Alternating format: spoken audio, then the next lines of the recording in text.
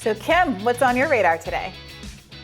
Well, Fauci has COVID again. He's experiencing a rebound case after taking Pfizer's treatment drug Paxlovid. Here he is talking about it. Thank you so much. I remember the last time that we interviewed you, you told us that you were staying away from the White House Correspondents' Dinner. You said that given your age, you felt it was potentially risky.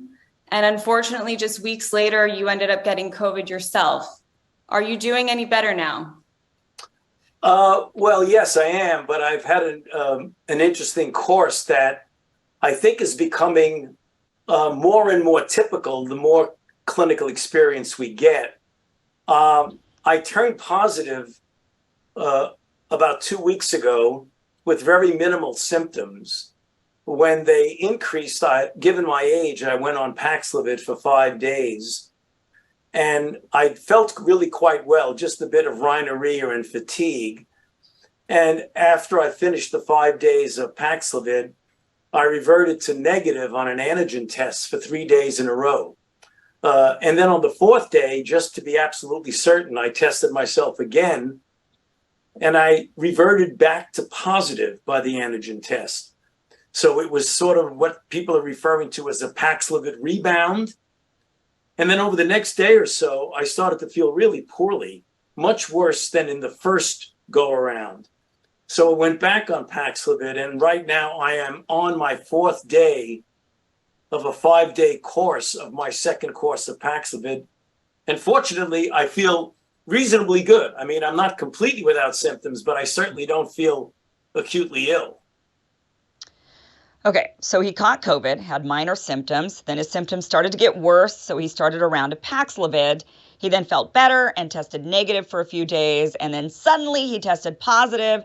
And this is where it gets interesting, because if you remember, we talked about Paxlovid's rebound COVID problem about 6 weeks ago after late night host Stephen Colbert also came down with a rebound case. And at the time, Pfizer and experts were claiming it was very rare. And in Stephen Colbert's case, the rebound wasn't as bad as the initial round of COVID. So there were questions about whether or not a rebound case was even truly COVID or whether or not people were contagious. At least that's what they were claiming.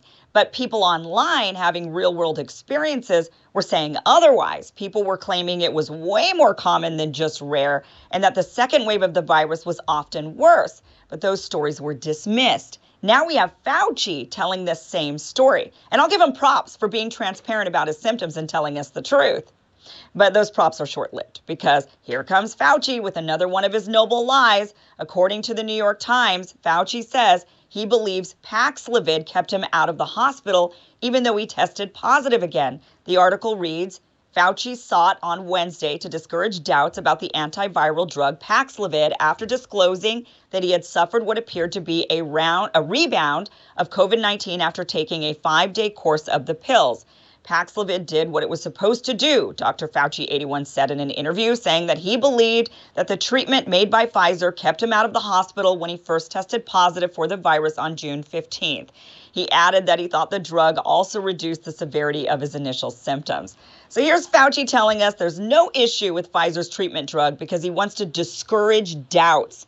Just tell us the truth. Don't try to tell us stories to keep our hopes up and Pfizer's pocketbook lined. The fact is, he had a rebound case that was worse than his initial bout of symptoms. Studies show rebound cases of COVID are, in fact, very, very rare in people who don't take this treatment drug. An initial recent study surrounding the drug shows rebound cases are not rare. In fact, in one study of a handful of people, several of the rebound cases were within one family group. And how can he say it was Paxlovid that kept him out of the hospital? He's taken 4 doses of the COVID vaccine. He's been telling us it's the vaccine that will keep us safe and out of the hospital. So which is it? How are people supposed to continue trusting anything Fauci says when it was 2 doses, then 3, then 4, then add a round of Paxlovid, then add a second round and still end up sick? Granted, he's not dead and he's 81, so I guess there's that. Fact is, they speak with authority about knowing what these drugs and vaccines do and don't do, and then they persuade the population and even turn us against one another. And in reality, it's all still very much unknown. Take a look at Dr. Peter Hotez. He's a medical expert who appears regularly on MSNBC. We've had him here on Rising. He also experienced one of the supposed very rare cases of Paxlovid rebound. Here's his tweet thread about the experience. Well, thought COVID was over, finished 5 days of Paxlovid, felt well, 2 negative antigen tests, 5 days later up this AM, lots of rhinorrhea, sore throat, antigen tests screaming positive. So either this post-Paxlovid relapse is real, something unique to BA.2.12, although can't confirm, or something. Well, we'll eventually figure this out, but still a puzzle. I don't feel that terrible. It's like a bad cold, still doing Zooms, interviews, writing. Will a second course of Paxlovid help? Not much of a roadmap until I figure this out. Watching Respect, Aretha Franklin movie. Great music. Thank goodness for our COVID vaccinations. I can only imagine if we didn't have them.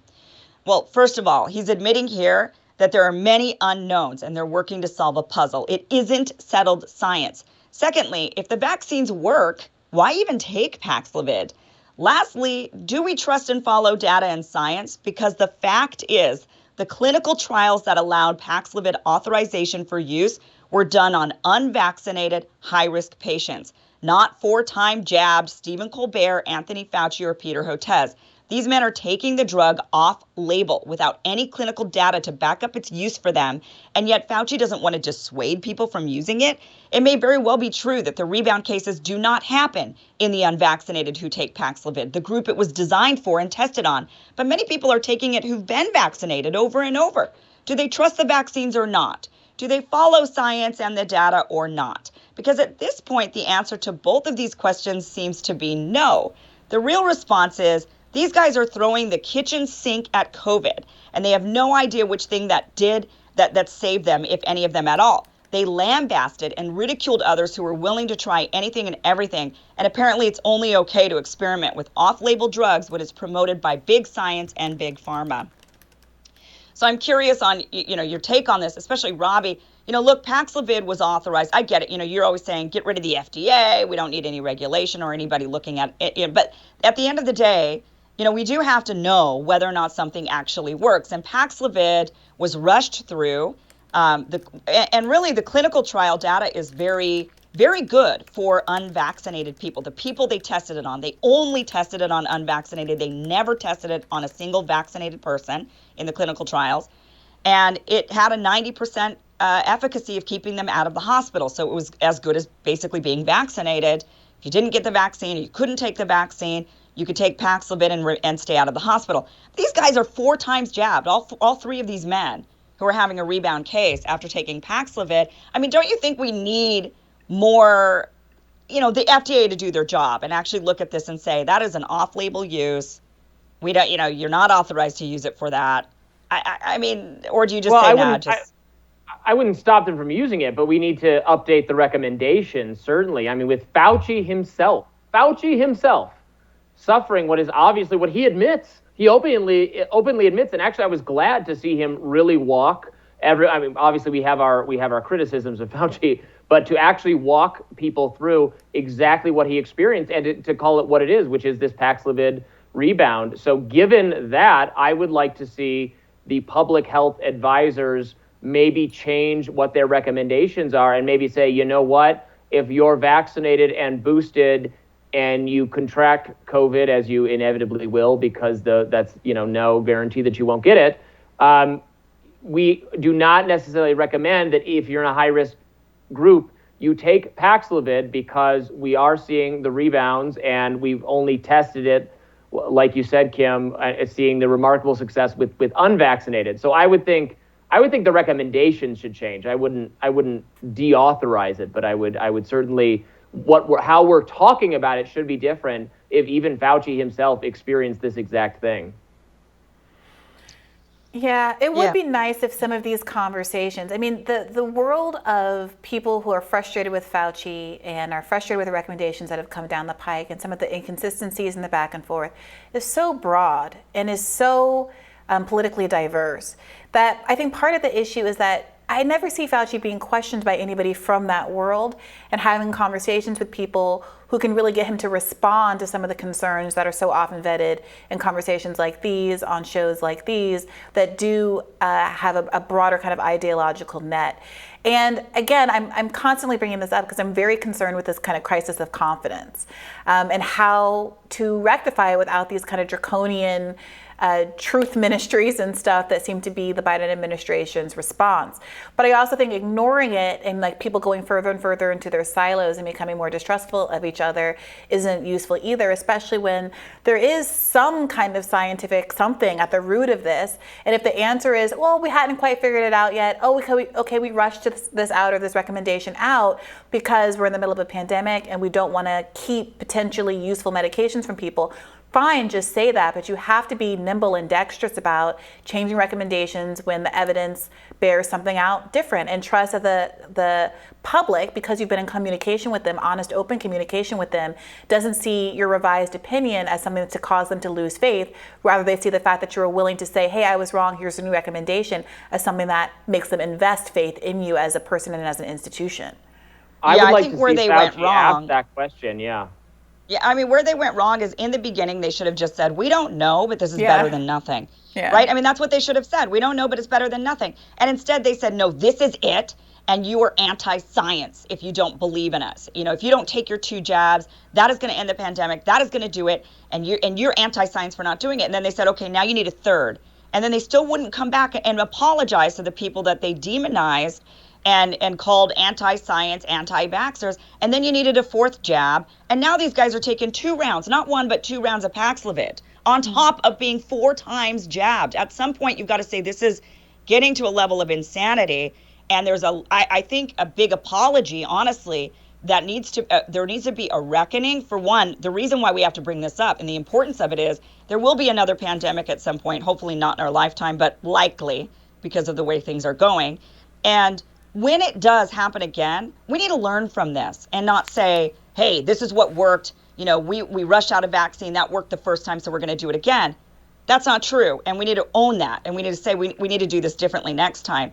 And really, the people that lost their jobs, the people that were demonized, the people that were called anti-science or conspiracy theorists, I think are owed a big apology by most of Western mainstream media and all of these scientists that claim they were all about the science and then kept changing it without saying, you know, without any real truth or honesty in it.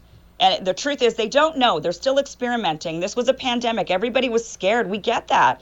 And you know what? Saying, look, this is better than nothing would have convinced a lot of people to take it. But they forced it. They mandated. They said, this will do it. And that wasn't the truth. And now here they are, dosed up, Paxlovided up, and still have COVID.